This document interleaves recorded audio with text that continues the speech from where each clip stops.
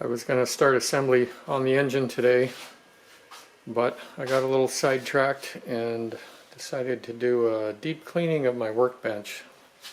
It's quite long overdue. Everything's off of here that doesn't need to be on here. There's a couple of other projects. I need to repair that harness, and those are the rest of the wheel bearings. Here's all my new seals and gaskets, case sealant, bearing adhesive, thread locker, transmission parts, the engine cases.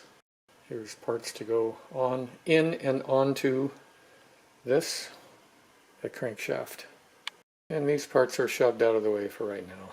Here we go. I cleaned up some parts. I'm ready for assembly now. Get the shift drum and shift forks installed. There's two shift fork shafts. The shorter one goes here. The longer one goes here. There's two shift forks with the number 1 on them and one with the number 2 on it. One of the number 1 shift forks goes on this first shaft. By the way, these E-ring clip grooves go in first. They're going to end up on the far side over here. On the longer shaft, it's going to go on first, going this direction. Then the number 2 shift fork is going to go on in the furthest part of the drum over here, furthest groove. Install the E-clips. Just setting this on here with the needle nose. Oh, that one came off.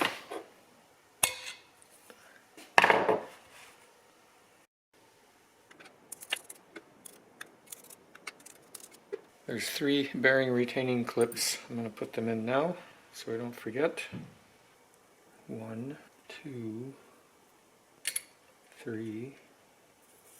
I'm giving this sealing surface a pre-wipe down with acetone. It's going to get more after I put all the parts in here. This ensures at least most of these surfaces will be nice and clean and ready for sealant.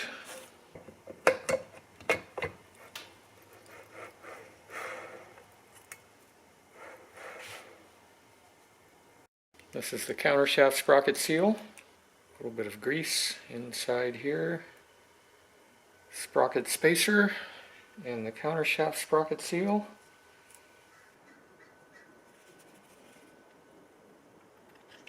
Make sure your clips are in place. Bearing retainer clips.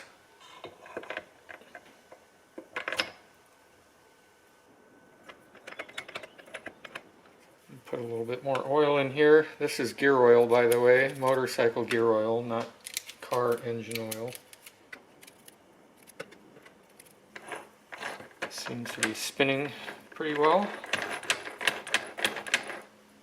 We have some new crank seals here. I put some bearing grease on the inside of each of these seals. This side I don't think is directional. I'm going to put the numbers to the outside. This one will go on to the primary gear with the castles going inward. Don't forget the square key.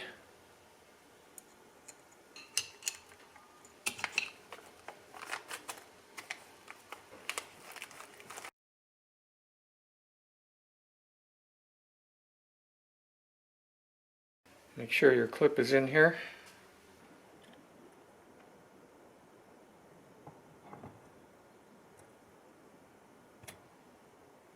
This is a stock stroke Vito's crankshaft. The last one I got for the yellow bike over there had some uprated bearings, but they quit selling. Ouch! They quit selling the one with the uprated bearings for I guess there was a lack of a demand. Feels pretty good.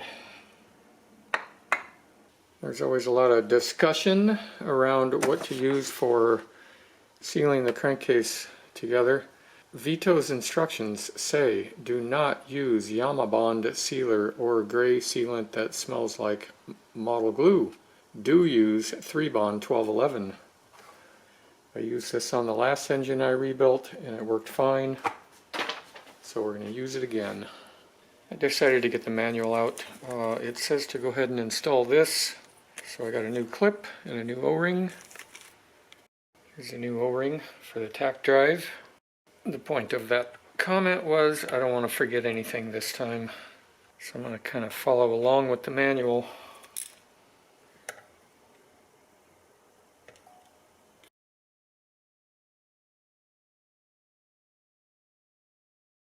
The word fiddly comes to mind when doing this process.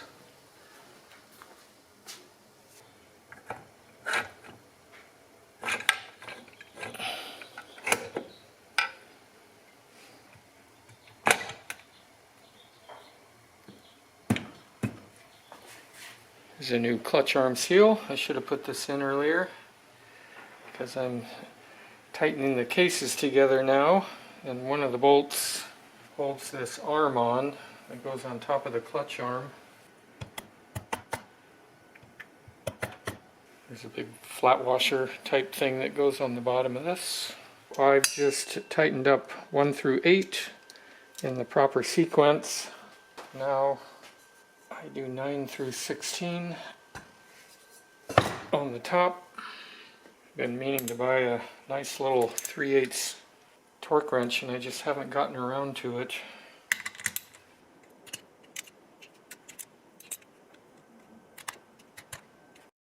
This is the only torque wrench that I have.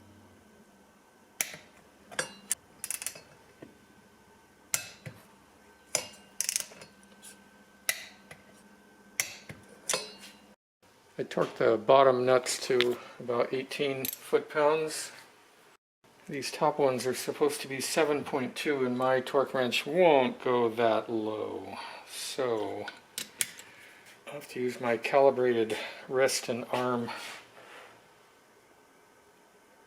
Click.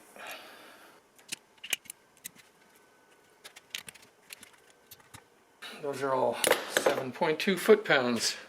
Perfect.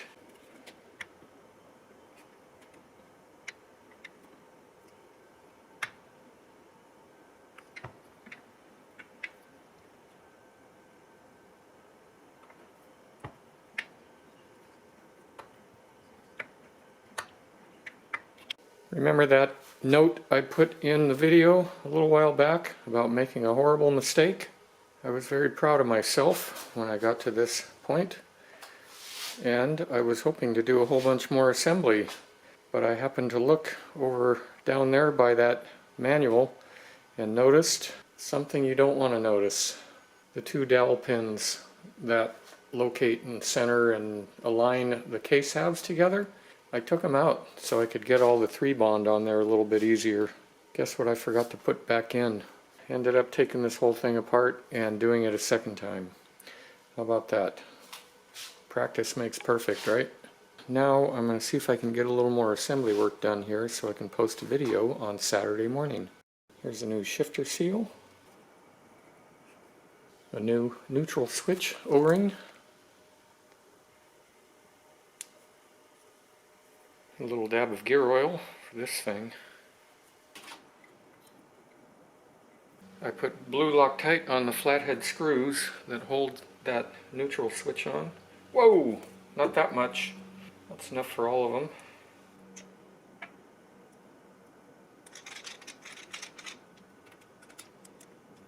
The stator, I'm going to have to take off the other engine I had in that bike. It's the original one for this engine. But I gotta dig that engine out off of a shelf in the other in the pool house and take it apart. Install the bearing retainer. I used blue Loctite on these screws.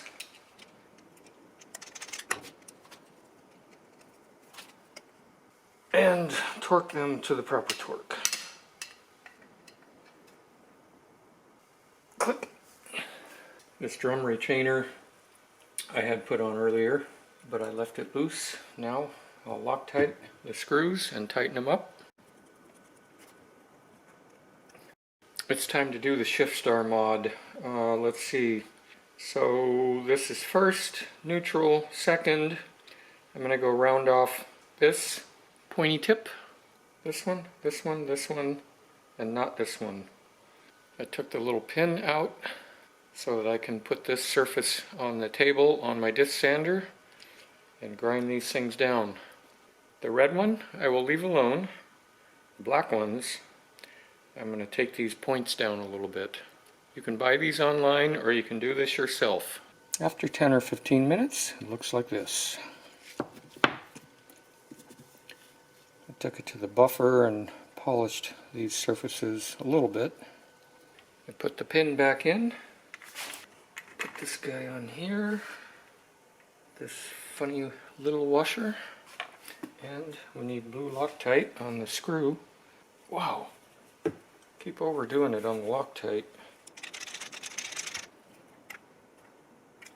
This spring goes in like so.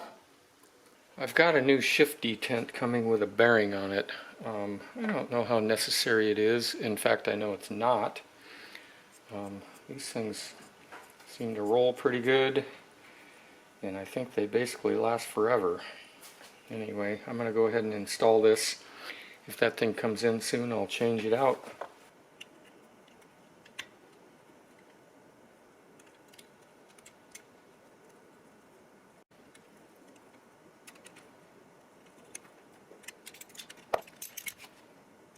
I've loosened the nut on the eccentric. Got this special locking washer thingamajig that goes in here. Screw this guy in. Shift shaft goes in. And this gets adjusted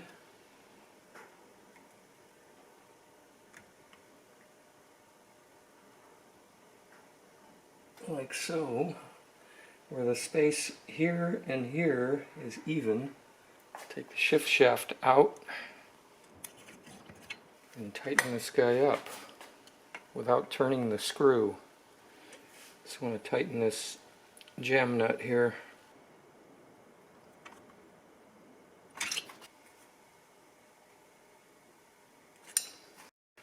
Put the shift shaft back in. Looks good. Lock that guy down. Put the shift shaft back in again.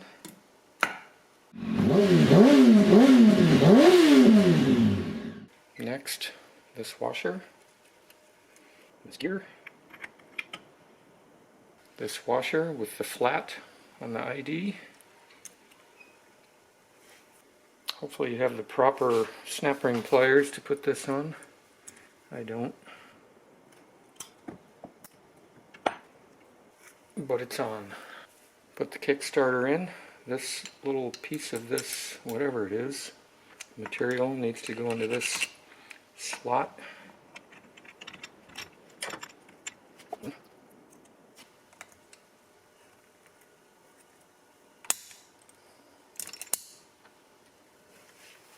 This gear goes right on top of that gear. There's a conical washer.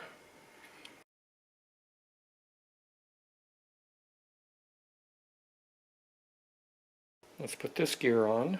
There's a little pin that goes into this shaft. The gear, a washer, and a clip.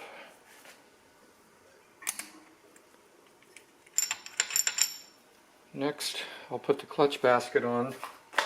This one's in really good shape. There's two thick washers. One is going to go back here. The other one will go on later.